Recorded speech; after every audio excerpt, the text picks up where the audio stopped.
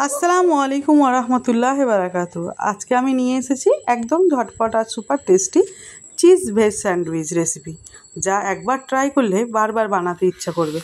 সকাল হোক বা সন্ধ্যা, এক কাপ চায়ের সাথে এই চিজ ভেজ স্যান্ডউইচটা দিনটা একদম পারফেক্ট করে দেবে। বাচ্চার টিফিন হোক বা বাড়িতে হঠাৎ অতিথি, এই স্যান্ডউইচ করে দেবে সবার ফেভারিট।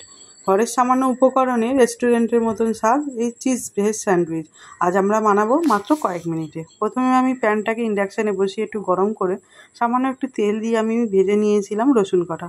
তারপরে আমি দিয়ে দিচ্ছি ব্রেড কটা সামান্য একটু বাদামি রঙের হয়ে গেলেই আমার তৈরি হয়ে যাবে ব্রেডটা। সেই জন্য আমি একদম লো ফ্লেমে বসিয়ে দিয়েছিলাম। তো এক পিঠ হয়ে গেলে পরের পিঠটাও একটু সেঁকে নেবো ভালোভাবে। পরের পিঠটা দিয়ে আমি এবারে চলে আসবো রসুন কটা একটু স্ম্যাশ করে নিতে। তো রসুন স্ম্যাশ করা হয়ে গেছে। কিছুটা আমি সবজিও কেটে রেখেছিলাম ভেজ স্যান্ডউইচকে করার জন্য। তো তার মধ্যে ছিল আমার ক্যাপসিকাম কুচি, পেঁয়াজ কুচি, রসুন কুচি, ধনেপাতা কুচি, কাঁচা লঙ্কা কুচি, আর দিয়েছিলাম ভেজে রাখা রসুনটা।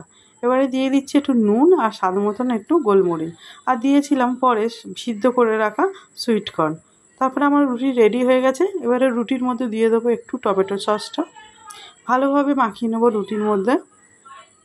দুটো রুটি যেহেতু ওপরে থাকবে একটা, নিচে থাকবে একটা, সেই জন্য দুটো রুটিকেই ভালোভাবে টমেটো সস দিয়ে মাখিয়ে নিয়ে একটা রুটির ওপর দিয়ে দিচ্ছি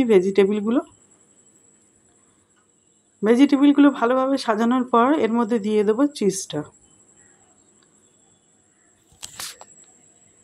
চিজ গলে গেলেই বুঝে নেবেন ম্যাজিক তৈরি হয়ে গেছে। সবজি যত রঙিন হবে স্যান্ডউইচ তত স্বাদে ভরপুর হবে। তারপরে আমি দিয়ে দিচ্ছি প্যানের মধ্যে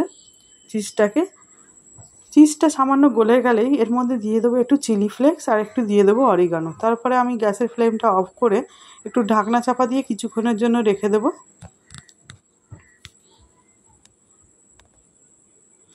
এই রেসিপি একবার বাচ্চাকে খাওয়ালে ও নিজেই বারবার চাইবে। তো দেখো আমার চিজ স্যান্ডউইচটা রেডি হয়ে গেছে। ভিডিও ভালো লাগলে একটা লাইক দিন আর কমেন্টে জানান কেমন লাগলো এই চিজ ভেজ স্যান্ডউইচটা।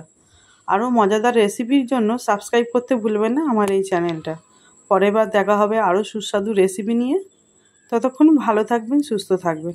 আবার দেখা হবে নেক্সট একটা এপিসোডে। তো টাটা বন্ধুরা।